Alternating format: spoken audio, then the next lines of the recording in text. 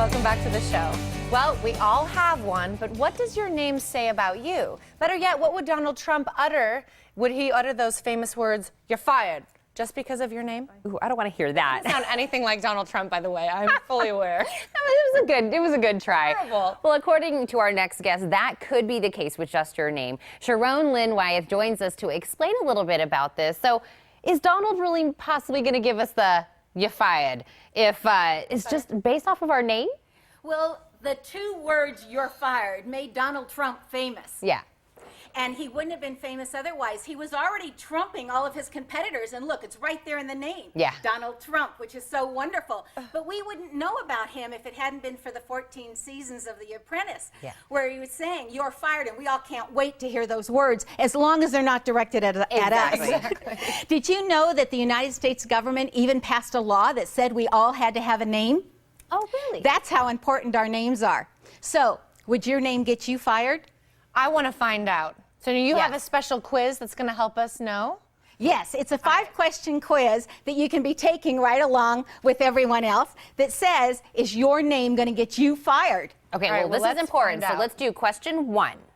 There it is. Does your name start with a C? So now, Sharon, I have to ask you this because I go by Tina, but my real legal name is Christina, so this makes me a little nervous. Do we go off of our legal name or what people call us?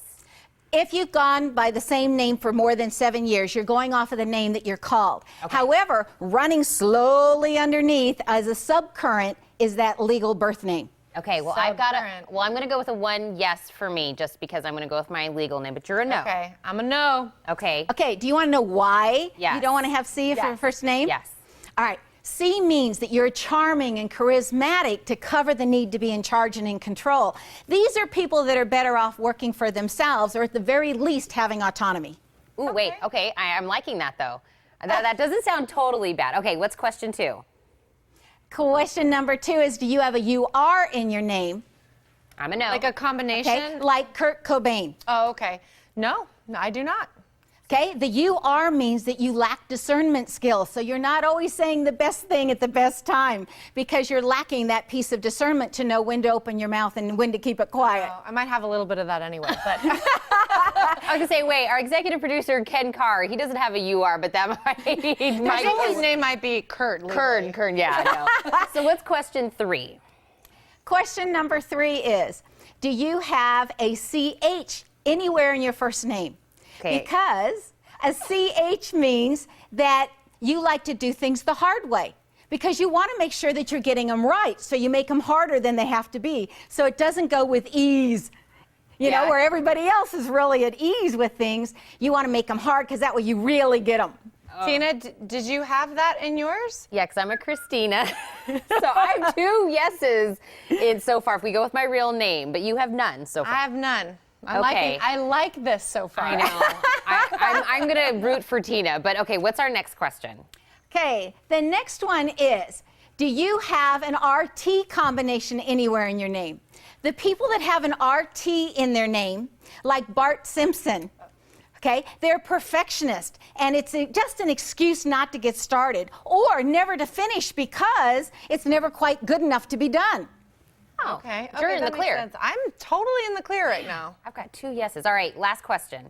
The last question is, do you have an FF or a double F in your name, like William Jefferson Clinton? This means that you have a tendency for exaggeration and have a good imagination. Now, it's good if you're in a creative writing field, but if you're not in a creative writing field, bosses don't like all that exaggeration. Yeah, okay, so I have 2 yeses out of 5. What does that mean about me?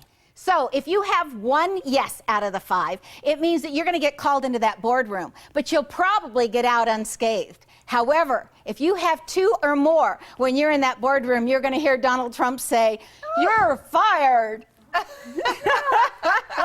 Sorry. Don't. I hope neither one of my bosses are watching right now. So I think this is really interesting, finding out what, these are just some examples of things and names that tell us a little bit more about us. What can we do with that information now that we have it?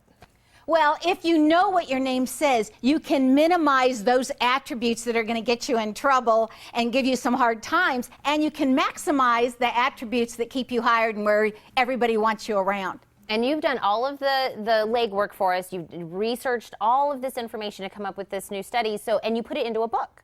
And I put it into a book. Well, 33 years ago, when I was making seating charts for my 8th grade math class, I realized that the people with the same first names often shared a lot of qualities and characteristics, and I wanted to find out why. And since my brain is trained in patterns, being a math major and then having my master's, I said, all right, there's got to be a system to this. And so it took me 15 years to figure out all the nuances and all the patterns. And then I went and traveled and spoke in over 70 countries about names and perfected the entire system. Wow. Well, Sharon, we are going to tell our viewers how to get this amazing book. And I'm so glad you came on today to tell us a little bit about what our names mean. Thank you so much. Thank you. And you can get the book by visiting knowthename.com, and with it you will receive 92 free days of emails that teach you how to interpret any name. And just letting you know, Books and More right down the street here in Tucson also carries the book as well.